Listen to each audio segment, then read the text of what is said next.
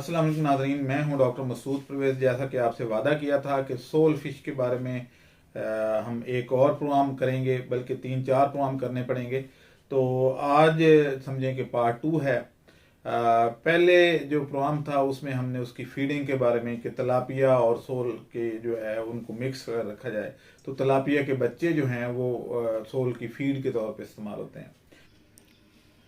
खुशखबरी, अगली biofloc practical training का आगाज़ 1 और 2 दिसंबर को लाहौर में होगी। फ़ीस 7,000 बमानाश्ता और लंच। रजिस्ट्रेशन के लिए आज ही रब्ता करें 0300 400 9799 0300 88 20 519। लेकिन उसमें एक चीज़ याद रखने वाली थी कि इकट्ठी अगर रखेंगे तो टोटल जो बड़ी तलापिया फिश है वो भी खाई जाएगी। तो इसलिए अलग अलग रखें, लेकिन उनके बच्चे ट्रांसफ़र करें, और वो भी उस साइज़ में जब हो जाएं कि वो 4-5 इंच के, सॉरी 5 इंच के भी चले हो सकते हैं, लेकिन आम तौर पे 4-5 ग्राम से ऊपर के जब हों तो ज़्यादा बेनिफिट मिलता है।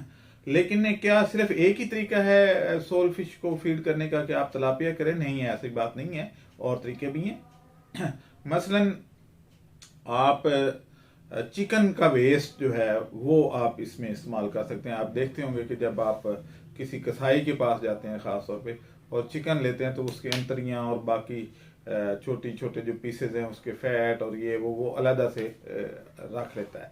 जब वो अलहदा से रख लेता है तो वो उसको ले जाते हैं, ये पोल्ट्री प्रोटीन बनाने वाले और इस तरह के जो लोग हैं वो ले जाते हैं।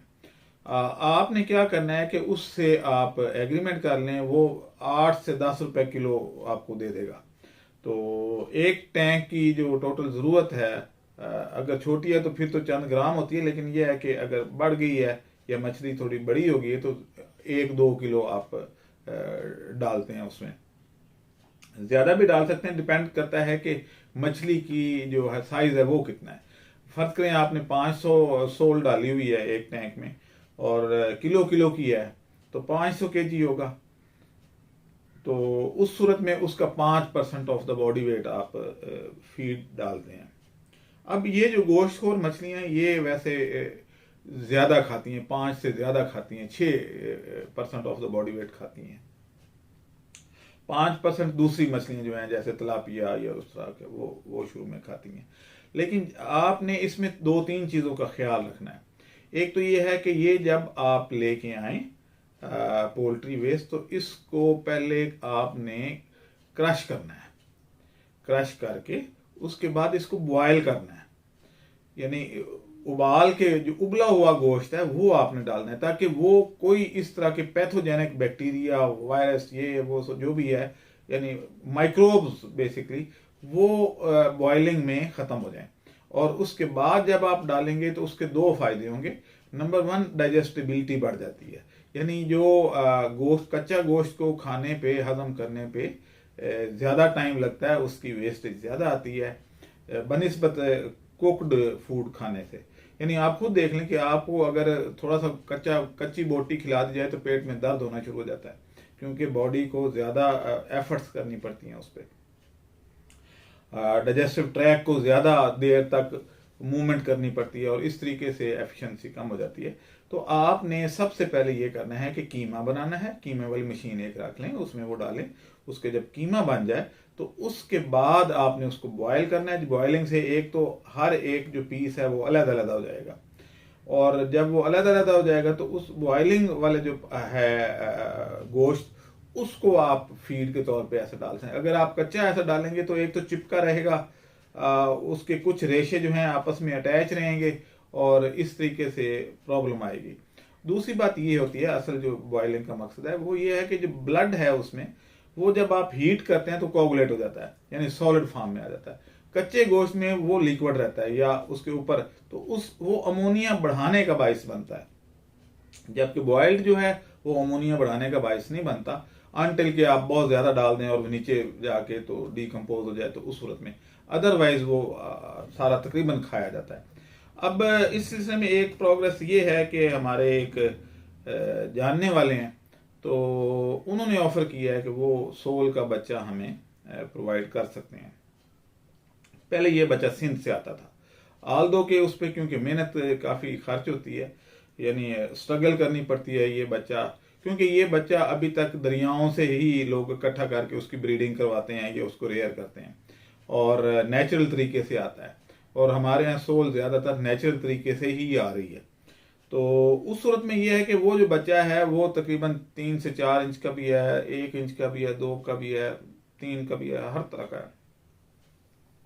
तो ये जो बच्चा है इसका कल्चर मैं डेवलप कराना चाह रहा हूँ, और इस तरीके से हम ये सोल फिश जो है वो अपने जो फार्मर को देंगे और वो इसको रेयर करेंगे। सोल की पहले से बुकिंग हमारे पास मौजूद है कि जब भी तैयार हो हमें बताएं, हम उठा लेंगे।